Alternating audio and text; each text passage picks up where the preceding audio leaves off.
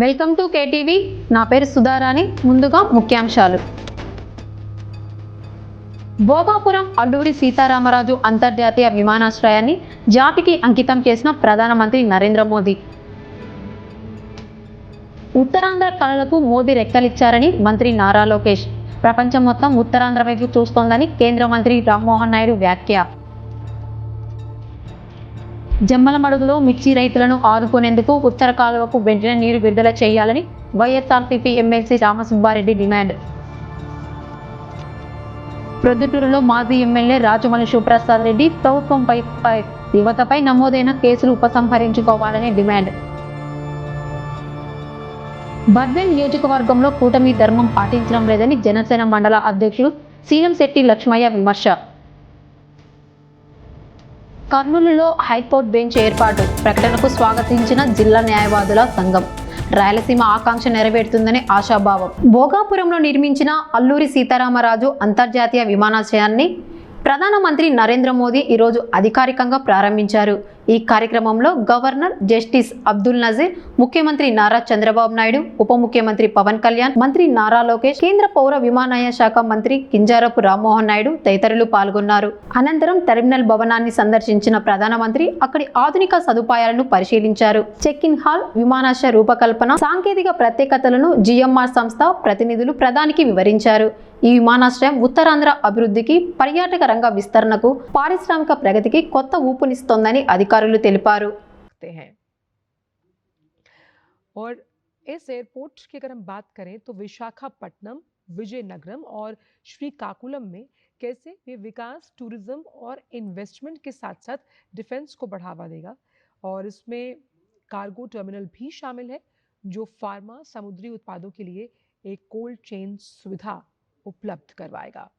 क्योंकि ये हवाई अड्डा ग्रीनफील्ड एयरपोर्ट्स में से एक है और ये बताता है कि अत्याधुनिक सुविधाओं से लैस है ये एयरपोर्ट और विकास के साथ साथ पर्यटन और आर्थिक गतिविधियों को बढ़ावा देने के लिए खास तौर पर जिन तमाम जगहों का हमने जिक्र किया, विशाखापट्टनम, विजयनगरम और श्रीकाकुलम में कैसे ये कनेक्टिविटी को स्थापित करेगा, उस लिहाज से इस एयरपोर्ट की भूमिका बेहद अहम हो जाती है। पब्लिक प्राइवेट पार्टनरशिप के मॉडल पर इसको तैयार किया गया। सालाना 60 लाख से यात्रियों को संभालने का मादा इस एयरपोर्ट में है। और यहाँ पर आप जो तस्वीरें देख पाएंगे, यहाँ देख रहे हैं, इसमें बंगाल की खाड़ी और समुद्री विरासत का बेजोड़ संगम यहाँ की तस्वीरों में नजर आएगा। दीवारों पर भी बंगाल की खाड़ी और समुद्री विरासत की झलक यहाँ पर दिखाई दे रही है। तो भोगपुरम एयरपोर्ट प्रधानमंत्री पहुंचे हैं और ये एयरपोर्ट आप देख सकते हैं कि तमाम सुविधाओं से लैस है और सुविधा यात्रीगणों के जो अनुभव है उसे सुखद बनाने हेतु ये एयरपोर्ट अहम भूमिका निभाता हुआ नजर आएगा। और जिस तरह से इसे विकसित किया गया है, पब्लिक प्राइवेट पार्टनरशिप मॉडल का साफ तौर पर मतलब है कि एविएशन इंडस्ट्री की जब hand holding public private partnership model के जरिए की जाती है तो ये बताता है कि ये जो सेक्टर्स हैं ये सनराइजिंग सेक्टर्स हैं और अत्याधुनिक अल्लूरी सीताराम राजू अंतर्राष्ट्रीय हवाई अड्डा भी इसी बात की तरफ इशारा करता हुआ नजर आता है कि कैसे एविएशन सेक्टर को हमें पेप अप करने के लिए पब्लिक प्राइवेट पार्टनरशिप की मॉडल की जिस तरह से जरूरत है और आधुनिक, सुगम और स्मार्ट टर्मिनल भवन यानी आधुनिकता से लैस, उसके साथ साथ स्मार्ट डिवाइसेस का इस्तेमाल यहाँ पर किया गया है और आर्टिफिशियल इंटेलिजेंस का इस्तेमाल, जैसे कि प्रधानमंत्री हमेशा कहते हैं कि जो तमाम अलग अलग सेक्टर्स हैं उसमें आर्टिफिशियल इंटेलिजेंस की भूमिका कैसे उन्हें और उन्नत और दक्षतापूर्ण बनाती है। साथ ही साथ BIM तकनीक का बेहतर निर्माण यहाँ किया गया है जिसके जरिए इस एयरपोर्ट का विकास हुआ। बायोमेट्रिक यात्री पर संस्करण सुविधा यानी कि बायोमेट्रिक के जरिए भी और इस सुविधा का यहाँ पर उपयोग किया गया है। साथ ही साथ स्वचालित यानी कि ऑटोमेटिक जो बैगेज हैंडलिंग सिस्टम है, साथ ही साथ इंटेलिजेंट ऑपरेशनल मॉनिटरिंग समाधान से इस एयरपोर्ट का विकास किया गया है। प्रभावी अपशिष्ट प्रबंधन की तो जो प्रभावी अपशिष्ट प्रबंधन है, यानी कि कैसे जो आप वेस्ट है उसको नष्ट करने के लिए प्रभावी अपशिष्ट प्रबंधन की पहल, साथ ही साथ इस पूरे भवन को हरित भवन मानकों के आधार पर डिज़ाइन किया गया है। और इसके साथ साथ यहाँ पर ताकि आप एनर्जी को कंजर्व कर पाएं, तो जो आधुनिक लाइटिंग की व्यवस्था है वो यहाँ पर की गई है।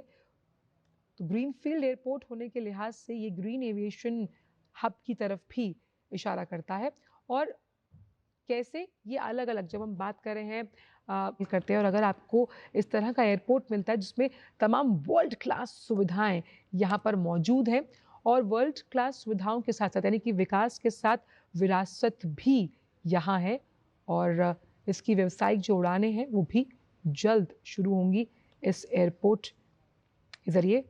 तो ये नया इंटरनेशनल एयरपोर्ट आंध्र प्रदेश के विकास को और गति देता हुआ नजर आएगा। और सबसे अच्छी बात यह है कि विशाखापट्टनम शहर से लगभग ये करीबन 45 किलोमीटर दूर है, और एनवायरनमेंट फ्रेंडली है, पर्यावरण के अनुकूल सौर ऊर्जा, और साथ ही साथ जब हम रेन वाटर को उसके संरक्षण की बात करते हैं, उसके संचयन की बात करते हैं, उस तरह से उसका उपयोग किया जाएगा।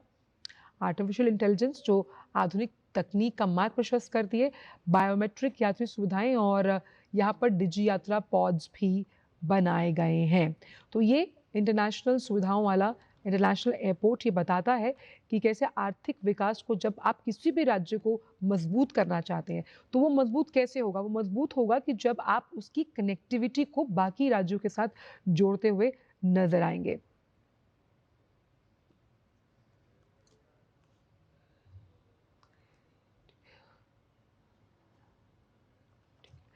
तो तमाम तरह की सुविधाएं, और आप जब आप एयरपोर्ट पर ट्रैवलिंग एक्सपीरियंस को और बेहतर बनाने की बात करते हैं, तो वो बेहतर कैसे होगा? वो बेहतर होता है उन तमाम सुविधाओं से जो आपको वहाँ मिलती है। तो आंध्र प्रदेश की संस्कृति की छाप, उसकी विहंगम जो दृश्य है वो भी आप देख पाएंगे। और ये ఉత్తరాంధ్ర ప్రజల కలలకు ప్రధానమంత్రి నరేంద్ర మోదీ రెక్కలిచ్చారని మంత్రి నారా లోకేష్ అన్నారు. భోగాపురం అల్లూరి సీతారామరాజు అంతర్జాతీయ విమానాశ్రయం ఉత్తరాంధ్ర అభివృద్ధికి కీలక మైలురాయిగా నిలుస్తోందని పేర్కొన్నారు. మోదీ సహకారంతోనే రాష్ట్రంలో అభివృద్ధి పనులు వేగవంతంగా సాగుతున్నాయని, ఈ విమానాశ్రయం ఉత్తరాంధ్రకు పవర్ ఇంజన్ గా మారుతోందని లోకేష్ స్పష్టం చేశారు. ఎర్ర బస్సు రాని ఊరికి ఎయిర్పోర్ట్ అవసరమా అని కొంతమంది అన్నారు. ఉత్తరాంధ్రాని తక్కువ చూశారు, ఉత్తరాంధ్ర ప్రజల్ని అవమానించారు. వాళ్ళకి నేను ఈరోజు సమాధానం చెప్తున్నాను. ఎర్ర బస్సు రాదన్న చోట ఎయిర్పోర్ట్ వచ్చింది, ఎర్ర బస్సు రాదన్న చోట ఎయిర్ బస్ వచ్చింది, ఎర్ర బస్సు రాదన్న చోట మన నమో గారు వచ్చారు. ఇదే మన ఉత్తరాంధ్ర దెబ్బ. అర్థమైందా రాజా? స్వాతంత్రం కోసం పోరాడిన వీరుడు అల్లూరి సీతారామరాజు గారు నడియాడిన గొప్ప ప్రాంతం ఉత్తరాంధ్ర. ఈ రోజు నుంచి ఈ నేల చరిత్ర, పౌరుషం ప్రపంచం మొత్తానికి తెలుస్తుంది. ఈరోజు కేవలం ఒక ఎయిర్పోర్ట్ ప్రారంభం మాత్రమే కాదు, మన నమో గారి వికసిత్ భారత్, మన సిబిఎన్ గారి విజన్ కలయిక ఈరోజు ఉత్తరాంధ్ర భవిష్యత్తు మారే రోజు, ఆంధ్రప్రదేశ్ అభివృద్ధిలో దూసుకుని వెళ్ళే రోజు. ఈ నేలకు స్వాతంత్రం తెచ్చింది అల్లూరి సీతారామరాజు గారు అవుతే, ఉత్తరాంధ్ర కళలకు రెక్కలిచ్చింది గౌరవ ప్రధానమంత్రి శ్రీ నరేంద్ర మోడీ గారు. రైతుల త్యాగం, కార్మికుల కష్టం వల్ల ఈరోజు ఈ ఎయిర్పోర్ట్ మనం చేసుకుంటాం జరిగింది. అల్లూరి సీతారామరాజు గారు ఆయనలో ఉన్న పట్టుదల, పౌరుషం, దేశభక్తి నాకు మన ప్రధానమంత్రి నరేంద్ర మోడీ గారిలో కంపడుతుంది. నమో కా మతలబ్ హిమ్మత్, నమో కా మతలబ్ విశ్వాస్, నమో కా మతలబ్ సురక్షిत भारत, नमो का मतलब दुश्मन को डर. विकसित हो, गरीब का कल्याण हो, भविष्य का गारंटी हो. हर सवाल का एक ही जवाब गौरव प्रधानमंत्री श्री नरेंद्र मोदी गारू. రాష్ట్ర విభజన వల్ల మనం చాలా నష్టపోయాం. కట్టుబట్టలతో మన ప్రయాణం ప్రారంభించాం. అలాంటి అనాథగా ఉన్న రాష్ట్రాన్ని ఆదుకున్న వ్యక్తి మన నమో. భారతదేశ వ్యాప్తంగా నమో అంటే నరేంద్ర మోడీ గారు, ఆంధ్ర రాష్ట్రంలో నమో అంటే నాయుడుజీ మోడీజీ గారు అద్భుతమైన జోడీ. ప్రపంచం మొత్తం ఉత్తరాంధ్ర వైపు చూస్తోందని కేంద్ర పౌర విమానయాన శాఖ మంత్రి కింజరాపు రామ్మోహన్ నాయుడు అన్నారు. భోగాపురం విమానాశ్రయం ఉత్తరాంధ్రకు సింహద్వారంగా మారిందని, ఎర్ర బస్సులు కాదు ఏరు బస్సులు తిరిగే ప్రాంతంగా ఈ నేల ఎదిగిందని పేర్కొన్నారు. ఈ విమానాశ్రయం ద్వారా యువతకు విస్తృత ఉద్యోగ అవకాశాలు లభిస్తాయని, ఉత్తరాంధ్ర అభివృద్ధికి ఇది కొత్త అధ్యాయానికి నాంది పలుకుతోందని ఆయన అన్నారు. కోట్లాది మంది దేశ ప్రజల తాలూకా ఆశయాలకు ప్రతీక, దేశ సమగ్రత కోసం, దేశ భద్రత కోసం, దేశ భవిష్యత్తు కోసం ప్రతీగా నిలిచినటువంటి ప్రధాన సేవకుడు, మనమందరం కూడా అభిమానించే నాయకుడు, మనమే కాదు ప్రపంచం గర్వించదగ్గ నాయకుడు దేశ ప్రధానమంత్రి నరేంద్ర మోదీ గారు. అలాగే విజనరీ నాయకుడు, నవ్యాంధ్రప్రదేశ్ నిర్మాత మన ప్రియతమ ముఖ్యమంత్రి వర్యులు నారా చంద్రబాబు నాయుడు గారు. అలానే మన ఉప ముఖ్యమంత్రి వర్యులు, ఆయనకి పదవులతో పని లేదు, జనం కోసం నిత్యం జీవించేటటువంటి జనసేనాని పవన్ కళ్యాణ్ గారు, రాష్ట్ర గవర్నర్ గారు అబ్దుల్ నజీర్ గారు, అలాగే వేదికలు అలంకరించినటువంటి కేంద్ర మంత్రులు, అలాగే మన తెలుగు యువతకి ఒక ఆదర్శప్రాయమైనటువంటి నాయకత్వంతో ముందుకు నడిపిస్తున్నటువంటి సోదరులు నారా లోకేష్ అన్న గారికి, ఎంపీ కలిసెట్టి అప్పలనాయుడు గారికి, ఎమ్మెల్యే మాధవమ్మ గారికి, అలాగే ఇక్కడికి విచ్చేసినటువంటి ఎంతో మంది జనప్రతినిధులకి, ఇక్కడికి విచ్చేసినటువంటి నా ఉత్తరాంధ్ర సోదర సోదరిమల్ల అందరికీ కూడా నా హృదయపూర్వకమైనటువంటి నమస్కారాలు తెలియజేసుకుంటున్నాను. ఒక 12 సంవత్సరాలైతే ఒక పుష్కరం అంటాం, 100 సంవత్సరాలైతే శతాబ్దం అంటాం. అలాంటిది యుగానికి ఒక్కసారి వచ్చేటటువంటి కార్యక్రమం అల్లూరి సీతారామరాజు విమానాశ్రయం ప్రారంభోత్సవ కార్యక్రమం అని గర్వంగా ఈ ఉత్తరాంధ్ర బిడ్డగా, మీతో పాటు ఇక్కడ పుట్టినటువంటి వ్యక్తిగా, కింజరాపు ఎర్రన్నాయుడు గారి తాలూకా బిడ్డగా ఈరోజు గర్వంగా ఉందని కూడా ఈ సందర్భంగా తెలియజేసుకుంటున్నాను. ఉత్తరాంధ్ర అంటే ప్రతి ఒక్కరు కూడా ప్రపంచం వైపు చూసేవాళ్ళు. మనకి పని కావాలన్నా, మనకి ఏ అవకాశం కావాలన్నా, మనకి పొట్ట గడవాలన్నా, ఏ కార్యక్రమం చేయాలన్నా సరే ఉత్తరాంధ్ర అంతా కూడా ప్రపంచం వైపు చూసేది. కానీ ఈరోజు మన భోగాపురం ఎయిర్పోర్ట్ చూసిన తర్వాత ప్రపంచం ఉత్తరాంధ్ర వైపు చూస్తుందన్నది గర్వంగా మన అందరం కూడా తెలియజేసుకోవాలి. అవకాశాల నిధిగా భోగాపురం విమానాశ్రయం మన ప్రధానమంత్రి గారి చేతుల మీదుగా ఈరోజు ప్రారంభోత్సవం కానుంది. అలాంటి విమానాశ్రయం ఒక 77,000 చదరపు అడుగులతో తయారవుతున్నటువంటి విమానాశ్రయం సుమారు 60 లక్షల కెపాసిటీతో తయారవుతుంది. ఎంఆర్ఓ కానీ ఎంతో మంది యువతీ యువకులకి ఉద్యోగాలు ఇచ్చే అవకాశం ఇక్కడ కలగబోతుంది.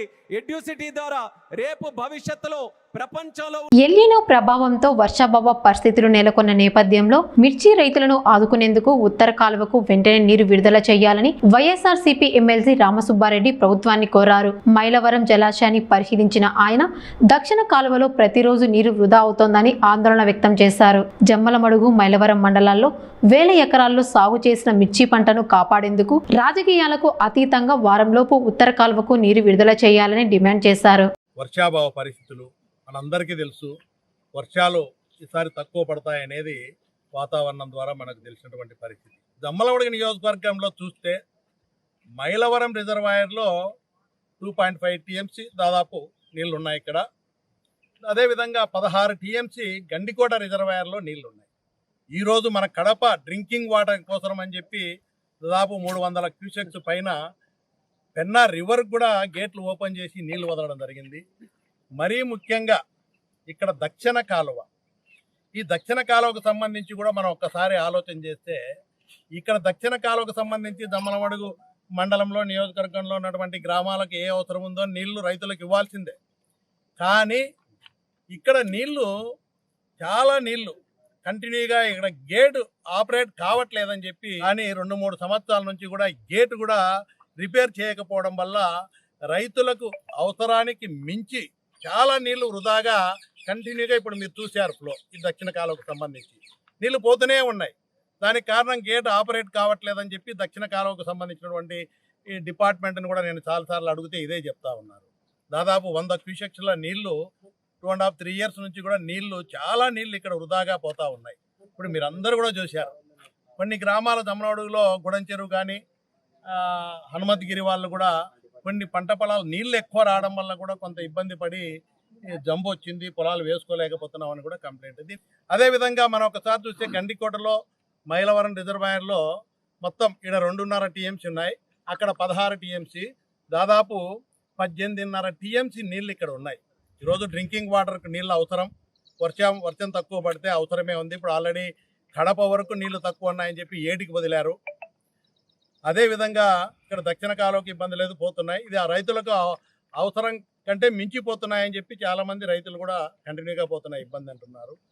కానీ ఇక్కడ దమ్మలమడగ నియోజకవర్గానికి వచ్చి రైతులు ఎవరైతే ఉన్నారో మైలవరం మండలం కానీ, దమ్మలమడగ కానీ, పెద్దమడగ కానీ, కొన్ని గ్రామాలకు ఇంకా పల్లెలకు, చాలా పల్లెలు రైతులు మన వాళ్ళు ఏం చేస్తున్నారంటే కొంత మిరప పంటకి ఎక్కువ పెట్టుబడి పెట్టి దీన్ని నీళ్లు వేసుకుంటున్నారు. సరే, ఈ ప్రాజెక్టు కట్టిన పర్పస్ ఏదైతే ఉందో అప్పుడు నీళ్లు తక్కువ ఉండేటి, ఇప్పుడు గండికోట కృష్ణా నీళ్ళు వస్తున్నాయి కాబట్టి కృష్ణా నీళ్ళు వచ్చిన తర్వాత రైతులు కూడా పంటలు వేసుకోవాలనే ఆశతో, నీళ్లు ఉన్నాయనే ఆశతో ప్రతి సంవత్సరం కూడా మిరప పంట వేసుకుంటున్నారు. ఈ సంవత్సరం కూడా మనం ఒక్కసారి గమనిస్తే దాదాపు 5,000 ఎకరాలకు మిరప పంటకు నారు పోసుకోవడం కానీ, కొనుక్కోవడానికి ముందే డబ్బులు ఇచ్చి చేసుకోవడం, దానివల్ల దాదాపు ఎకరాకు 20,000 రూపాయలు ఆల్రెడీ ఈ నార మీద పెట్టుబడి పెట్టినారు.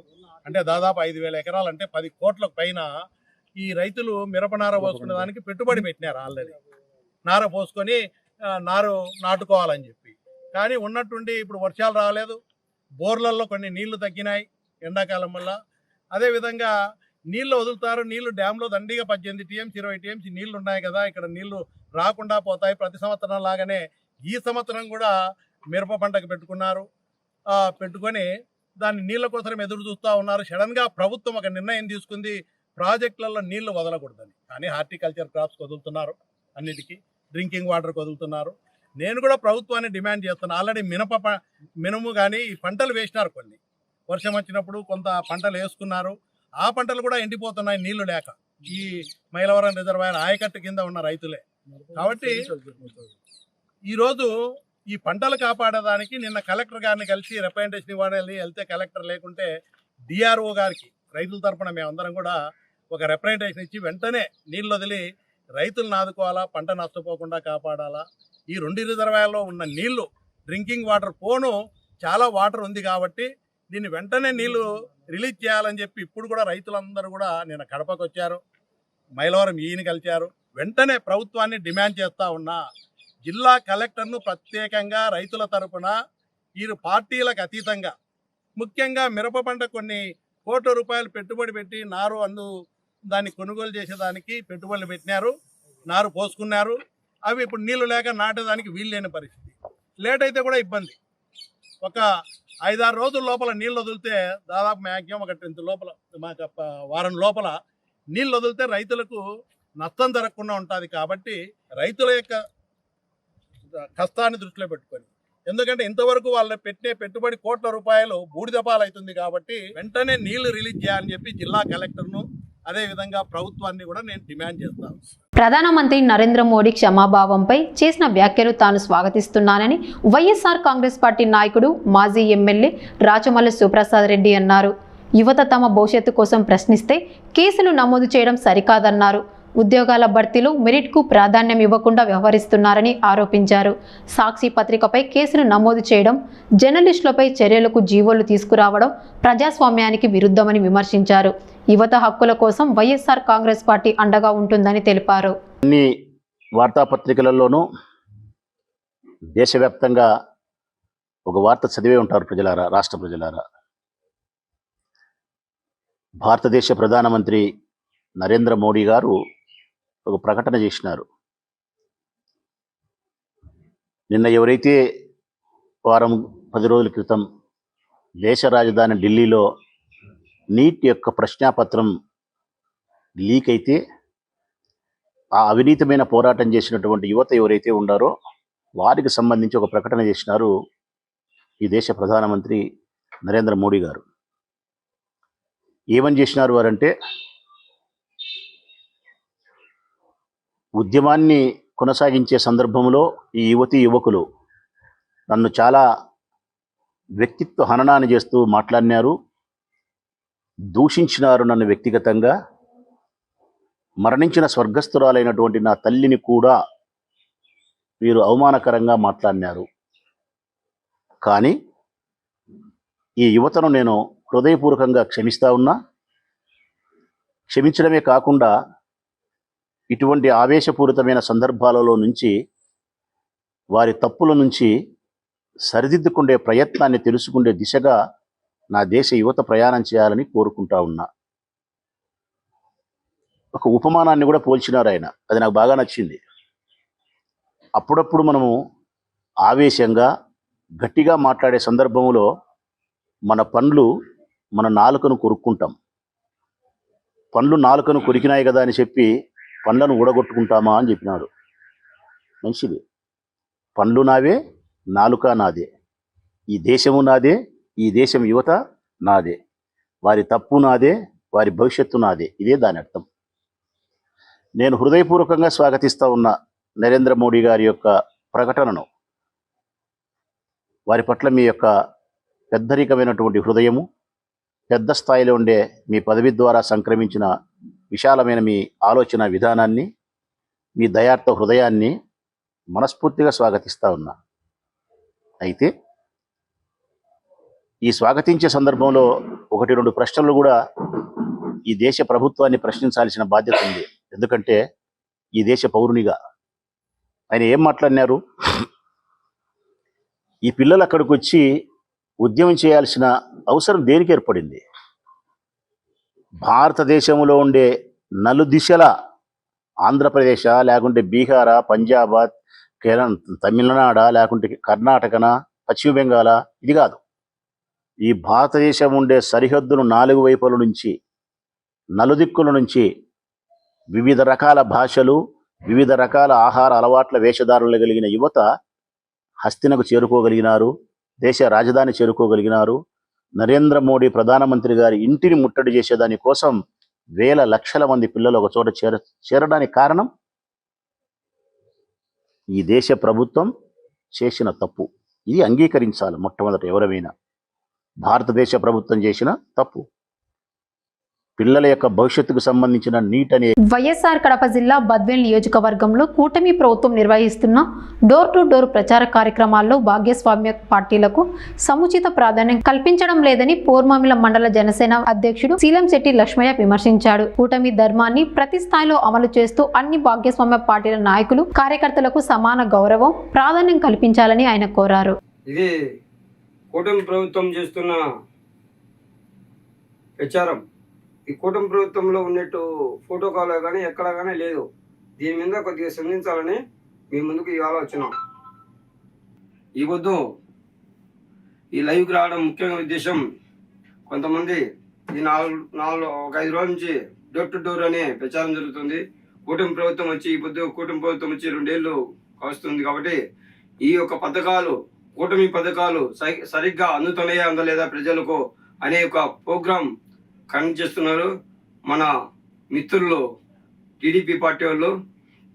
అది కూటమి ప్రభుత్వం అనేది బాగానే ఉంది. డోర్ టు డోరు పథకాలు సరిగా అందలేదా అని కనుక్కోవడంలో ఎటువంటి తప్పు లేదు. అది మనం అభినందించాల్సిన అవసరం ఎంతో ఉంది. కానీ అక్కడ Janata BJP party, Janasena party, అక్కడ టీడీపీ, 3 పార్టీలు ఒక కలయిక. ఈ కూటమి పార్టీ ఏర్పడడం కూడా 3 పార్టీలు ప్రధాన పాత్ర పోషించినాయి. ఆ పాత్రలో భాగంగా ఇప్పుడు కూటమి ప్రభుత్వం ఘన విజయం సాధించి ఇప్పుడు ఇచ్చిన హామీలు కూడా 1 by 1 అన్ని సక్రమంగా ఇస్తూ ముందుకెళ్తున్న పెద్దలు, 3 పార్టీల పెద్దలకు మనస్ఫూర్తిగా అభినందిస్తున్నాం. ప్రజలు కూడా బాగా అభినందిస్తున్నారు. కానీ అక్కడే వచ్చింది కొంతమంది అంటున్నారు, ప్రజలు కూడా గుసగుసలాడుతున్నారు. కానీ ఇది కూటమి ప్రభుత్వమా లేకపోతే టీడీపీ ప్రభుత్వమా అనేది కొంతమంది వ్యాఖ్యలు చేస్తున్నారు. దానికి ఆ వ్యాఖ్యలు రావడం కారణం మీ టీడీపీ ప్రభుత్వం మాత్రమే, టీడీపీ వాళ్ళు మాత్రమే చేస్తున్న వైఖరి. అది ప్రజలను చూస్తున్నారు. కూటమి అంటే 3 కుటుంబంలో 3 అన్నదమ్ములు ఉన్నప్పుడు 3 సమానంగా చూడాలి. కానీ ఒకడే పై చేయని చెప్పి చేసుకోవడం అనేది ఎంత దుర్మార్గమో ప్రజలందరూ చూస్తున్నారు. కానీ కూటమి ప్రభుత్వం పథకాలు అనేది పర్వాలేదు, కానీ అక్కడ పైన ప్రోటోకాల్ అనేది జనాల్లోకి పేరక ఓన్లీ టీడీపీ పథకాలు అనే ఒక కాన్స్టిట్యూన్సీతో ప్రజల్లోకి పోతున్నారు, ఇంటి డోర్ టు డోర్ పోతున్నారు. ఇది ఎంతవరకు కరెక్ట్ అనేది మీ ముందులేమో ఫోటో దిగుతున్నారు ఫ్లిప్సీ పట్టుకొని, బయటకు పోతాం మీరు ఎట్లా. ఇదేం కూటమి ప్రభుత్వంలో సొమ్మె పైన ప్రోటోకాల్ మోడీ గారిది కానీ పవన్ కళ్యాణ్ గారిది లేదు.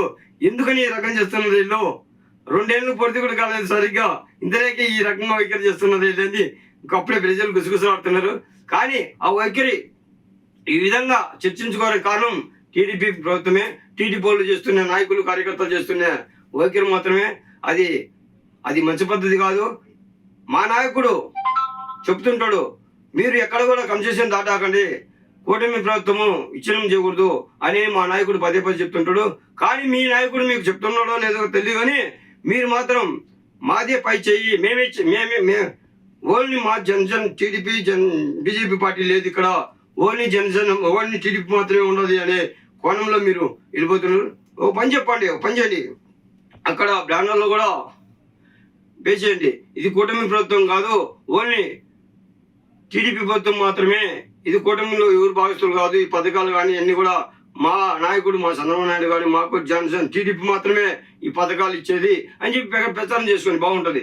అది కానీ అది అట్లా చేసుకొని బాగుంటుంది. పైనేమో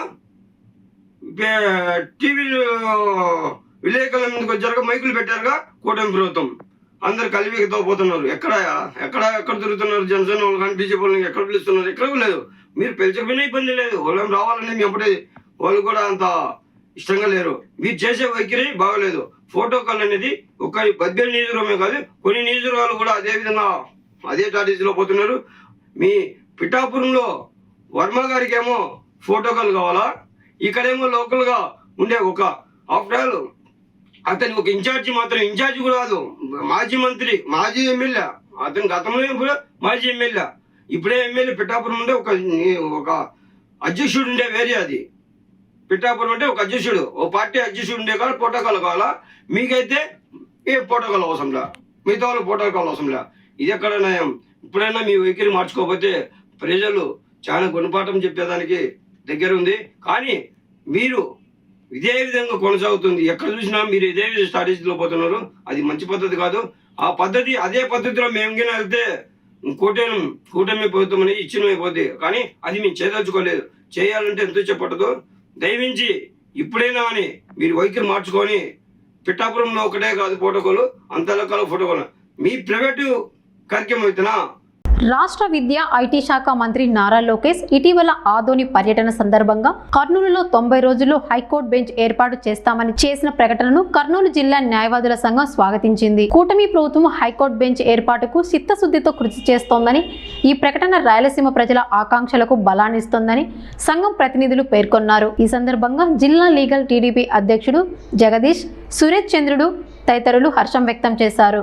మన ఆదోనికి ఇచ్చేసినటువంటి రాష్ట్ర విద్యాశాఖ మంత్రి నారా లోకేష్ గారు 90 రోజుల లోపల కర్నూలులో హైకోర్టు బెంచ్ ఏర్పాటు చేస్తామని చెప్పేసి ప్రకటించడము న్యాయవాదులందరూ హర్షం వ్యక్తం చేస్తూ ఉన్నారు.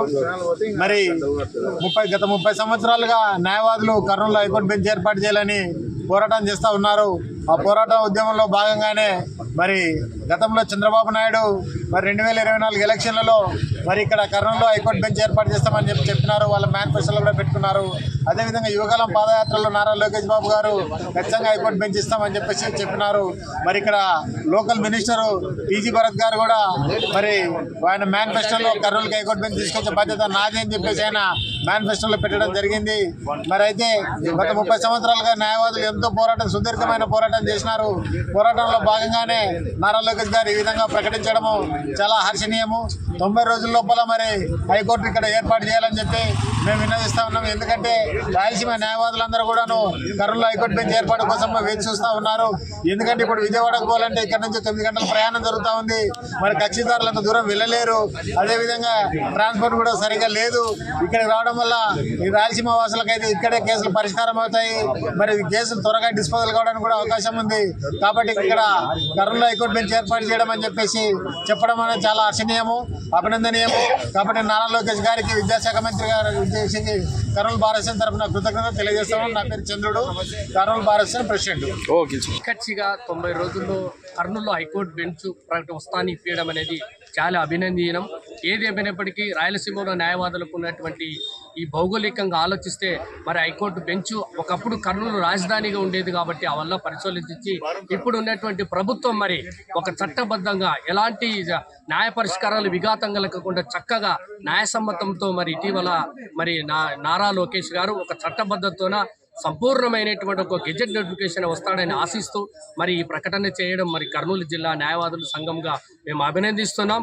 ఏదేమైనప్పటికీ 90 రోజుల్లో మరి తూచా తప్పకుండా ఇప్పుడు ఉన్నటువంటి ప్రతిపక్ష పార్టీలు ఏ అంశాన్ని ఆరోపణ చేయకుండా తావేయకుండా చట్టబద్ధంగా మాకు నమ్మకం ఏర్పాటు చేస్తాడని హామీ ఇచ్చినందుకు మరి నారా లోకేష్ గారికి, చంద్రబాబు నాయుడు గారికి, ప్రత్యేకంగా రాయలసీమలో ఉన్నటువంటి మన కర్నూలు మినిస్టర్ టీజీ భరత్ అన్న గారికి ప్రత్యేక ధన్యవాదాలు ఇస్తూ ముగిస్తున్నాను. నా పేరు BS Ravikanth Prasad, ex secretary, Kurnool జిల్లా న్యాయవాద సంఘం, కర్నూలు.